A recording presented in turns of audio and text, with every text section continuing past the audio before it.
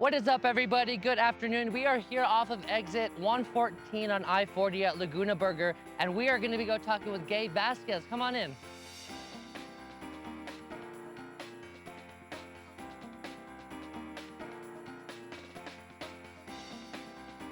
Why are you asking me? I'm like, Google it. You know? It's not that complicated. Man. And they're like, well, it's because it's an important native word, I think. And like the native people use it. I know you're in the native district. Oh, yeah. And this was another congressperson. And I was like, it's not that hard. I was like, really Google it. It'll be like, you'll be fine. Yeah. And so he comes back and he's like, it's let's go then. But it's shortened. And I was just like, yeah, it's not like a sacred word or something. Yeah. You're like, oh my Yeah. gosh. I was like, You're like, it's the most serious question, but I still don't know how to answer it. he was just like, I don't get it. He's like, I see it on the shirts and like it's on tags and all these things. And I was just like, I'm not gonna tell you. You figure it out. So funny though. That is so funny. That's what you, that, like I said, that's definitely a native question that you would like. And we get that all the time in the north on the border because we speak Spanglish to a large degree. So we shorten a lot of things or call things differently than like in central Mexico or southern Mexico. Mm-hmm. So like coche would be the normal name for a car in Mexico. But here we just call it a carro, which is just like the slang. It's a car, and then you add an O to it. You know? Yeah. I was like, what's culturally special about that? Like nothing. It was just easier to say. But now it's just big culture. Now it's just like same thing with the truck. It's like we call it a troca, and down south like they call it a camión. But that also just shows how even just a few miles from each other can be a huge difference. Oh yeah. So yeah, I don't know what it's like bottom southwest and then going all the way up to Albuquerque area. Man, it's a lot different, especially in Hobbs, right? Going from Hobbs to like Zuni. I mean, that entire stretch, right? If you're taking if you're taking like I-70 down and then hitting up Mescalero and then going through Carlsbad, or going down to Las Cruces and then heading up to like Deming and Silver City and Lordsburg. And you can see the change. It's just like every community has its own flavor, its own different priorities and values. But that's what makes this district so cool. It's this huge melting pot of culture that you can be a part of and still learn a lot from, because I bet you're learning new things. Oh yeah, on the campaign trail all the time. No, that's true. That's true. And there's people that like don't leave their communities ever, so they don't know what's 50 miles east or west of them because they've just never had a reason to leave. Exactly. And so, people look at Albuquerque and they're like, "Oh man, it's like nothing but crime and drugs." And then people in Albuquerque look at places like Las Cruces and Lordsburg, and they're just like, oh, that's where all the Hicks live. Yeah, all the rednecks. Yeah. Did we get the same thing? I got no chili. I came here to get no chili. I got green chili. So they say in New Mexico, if you don't eat chili, you're a little jealous. So I don't know how true that is, but let's just that, say or you have intestinal issues from eating too much chili. I did not bring my Pepsi. We'll just say that. We'll just say that. So what was it like leaving New Mexico and representing the 2nd District? What was it like the first time you got up to DC? Were you kind of starstruck, or were you like, I'm here for business? Man, honestly, it was pretty messed up because we couldn't pick a speaker of the House. And so I was expected to be sworn in when I got to DC, like it has been forever, right? The transfer of power that we believe in this country. And then it wasn't until about a week and a half Republicans finally picked their Speaker of the House. No. And so I spent the first 4 or 5 days during these like 12-hour marathons where we were just voting for the Speaker all over and over again. It was bizarre because I think there was a total of like over 1,300 votes that were taken for Hakeem Jeffries, who hopefully will be our next Speaker. Yes, I hope so. But Kevin McCarthy couldn't get enough votes. And so sitting in the House chambers, of course, I was really impressed by everything. I mean, the architecture, the history, all the things that come with having a job like this. But at the same time, I couldn't get to work. I couldn't hire people. I couldn't um, have constituent services for folks in New Mexico. Wow. So it delayed everything by weeks and weeks. And so that was a challenge.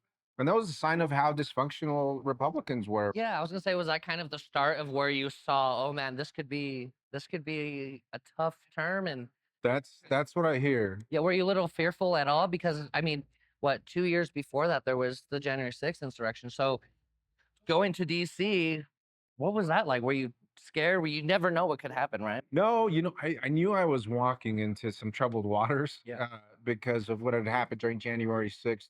But, I've heard from colleagues of mine that say this is the worst we've ever seen Congress. And if you actually look at the bills that have been passed in Congress this year, it's the least productive Congress in American history. And so, in addition to all of the turmoil, the George Santos's and the Marjorie Taylor Greene Yeah. replacing the speaker and the Matt Gateses and all that, what really matters to people is that we help them out, that we're there to represent them, pass good legislation. And so when we can't do that, I mean, it's ridiculous. I serve on the agriculture committee, right, which helps get beef on the table. Helps Navajo Nation, agriculture, everything, especially coming from this state. It's such a great. It helps with food assistance programs for kids. It does so much. We're into year 2 of not being able to pass a farm bill now. So Oh wow. that's really frustrating because I think we have reached some good bipartisan agreements and consensus.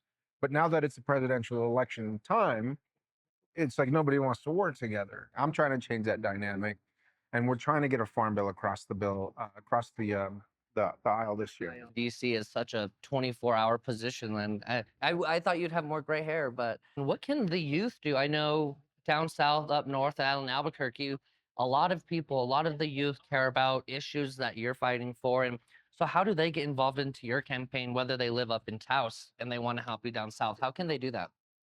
Well, first of all, they got to be registered to vote. Yeah. I was just at Akima's feast day yesterday, and one of the things I talked to with my good friend Teresa Pasquale and one of the vice council members there was, what's your strategy to get young people to register to vote? Yeah. And it's tough, because when we look at Indian country in particular, and I represent 7 sovereign nations in my district, and we look at those voting rates, it's the same too amongst a lot of Hispanic communities. We got to get people registered and out to vote, and it starts really with the new generation of folks. And we're seeing that young people have been a little bit, stigmatized by the national media about, being Generation Lazy. Z and all these things, or, Yeah. not wanting to work and all these things. Well, the only way things work and the only way things change in this country, in a democracy that's supposed to function this way, is if we get everybody to participate. And that means when you turn 18, you go vote. And so in New Mexico, we're lucky that we have really good protected voting rules, Yeah. including for mail-in ballots, online registration, same-day voter registration, all that kind of stuff. So there's really no excuse for young people not to vote. Exactly. But they have to have the motivation, and so that's part of my job as well, is to make sure we motivate them. I mean, my whole staff is, that's here today. They're all young kids from New Mexico that That grew is so up great. and got involved in politics and decided that they wanted to get involved with our campaign. And so Seems like all the young people want to be around and hang out with Gabe Vasquez. Me, all your staff. Let's go get a burger. well, that's a good sign, but we need that demographic. It's that 18 to 25 demographic that needs to really, really show up. Exactly. And maybe that's them stepping up. I know in my life, the way I felt some value is I also help my family run a physical therapy clinic. So stepping up and being like, okay, I'll take initiative.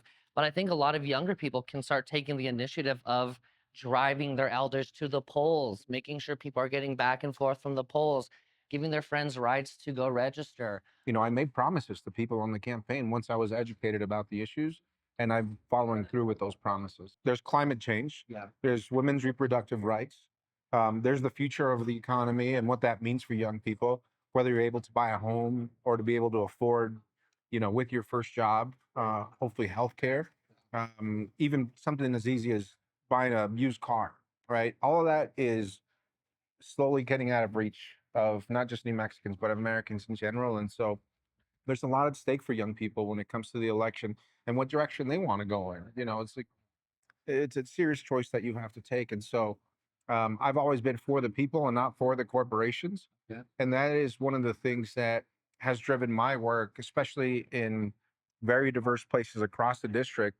Whether it's a rural community, a tribal community, an urban community, I think people just want to know that when they work hard, that they have an opportunity to have those things that really are kind of part of the American dream, right? The fabric that we've created socially, financially to let people move forward based on the premise that if you get up and you do an 8 to 5 job, which now is actually 2 jobs, right? Just to make a living, Waking up is a job. that you can get ahead, or that you can build a family, or that you can build a business, all these things. And so, for young people, a lot of those things are just really important. I mean, yeah. And actually, I got a chance to speak with Governor Kukate yesterday, and he was testifying before the Natural Resources Committee in the House, and I got a chance to ask him some questions about our bill. And the truth is, I mean, along this entire I-40 corridor, uh, whether it comes to uranium mining or protecting the treaty rights of tribes, the pueblos that are here, from the water settlement and acts that help both tribes in my district and out of my district, is you need a politician that's going to do the right thing for communities that have been here since time immemorial.